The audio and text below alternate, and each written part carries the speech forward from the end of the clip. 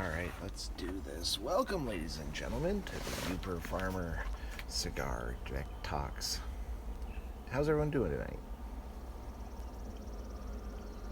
I'm actually doing pretty good. If you notice, the sun's a lot lower in the sky. Kind of pushing the envelope here to get this done before the sun totally sets. But it was 90 some odd degrees. I think we got like 96 on our thermometer. And I don't stay in the UP because I like hot, balmy weather. So I was melting all day. I wasn't going to sit here on the deck while it was beating down heat. Plus, I had to sit with the rabbits that we have in the garage. We got a new gaggle of rabbits. I wasn't about to I was sitting with them so we could have the garage doors open, kind of cool down the garage where they're in. And I wasn't going to sit up here and just sweat while talking to you fine folks. So here we are. Now we're out, sun's going down, temp is dropping wonderfully. And I get to share another edition of the EMS War Stories. Before we get too far into this, we're smoking tonight. Focus. There we go. Olivia, Connecticut. Nice light wrapper. Good cigar. Got a few of these ones again as part of a Father's Day gift pack. Don't mind Olivia's. Not a bad cigar, so I'm enjoying it. And to go with the lighter cigar, we have the ever famous Pickaxe. Pickaxe from Q&A Brewing Company. Lighter beer than you're used to me having, but it's one of the three ladies of the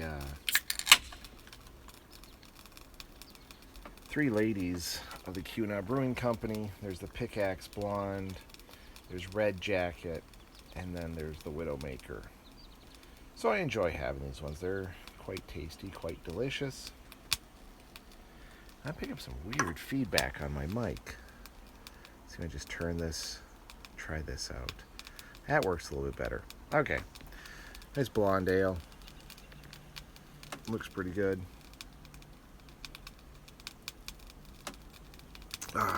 Tasty.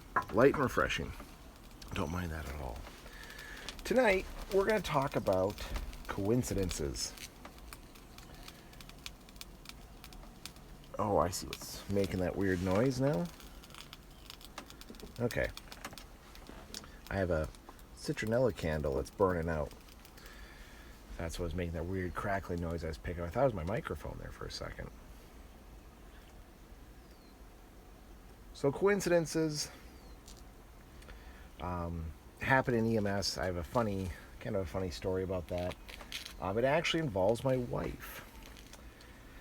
So I have a long background in dealing with disabilities and special needs. I've talked about it before on my other non-EMS war stories, where I talk about my dyslexia and how I became an advocate. I also worked with Special Olympics for many, many, many years.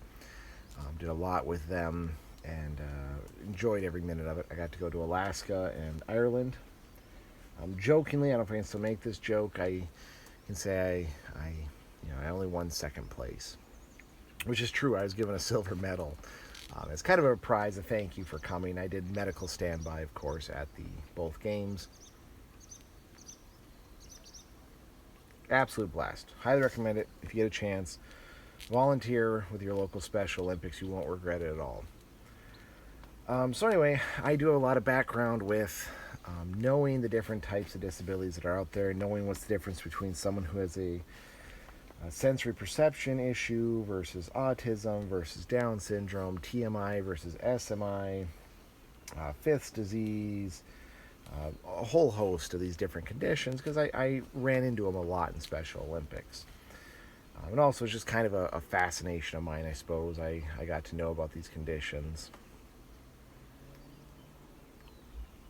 Without giving too much away, I do have a cousin who was diagnosed with Down syndrome. He was an SMI, severely mentally impaired Downs patient, had a lot of medical problems. But because of that, I really got to learn about the condition.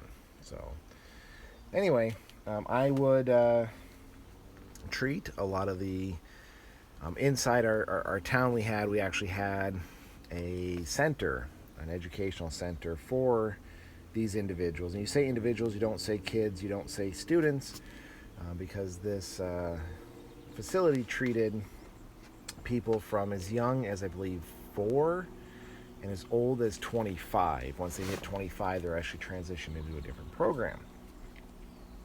Well, it just so happened that my wife, and I'd get called there from time to time. All the medics did. I tried to help train some of the more junior medics about these conditions and about considerations you should really have when treating someone who comes from this center, and stuff you should think about. Stuff like someone who's a sensory perception issue, you being gentle, a gentle touch might be pins and needles and utter pain you're causing them. Or if you're to grab and be kind of harsh, that might be the most soothing, comforting thing you can do. A good example is use of weighted blankets. For some of these patients, it's shown a lot of success with like autistic patients, people with Down syndrome, the list goes on. Even anxiety, people have anxiety, they recommend the weighted blankets. Again, you don't want some soft, cuddly blanket.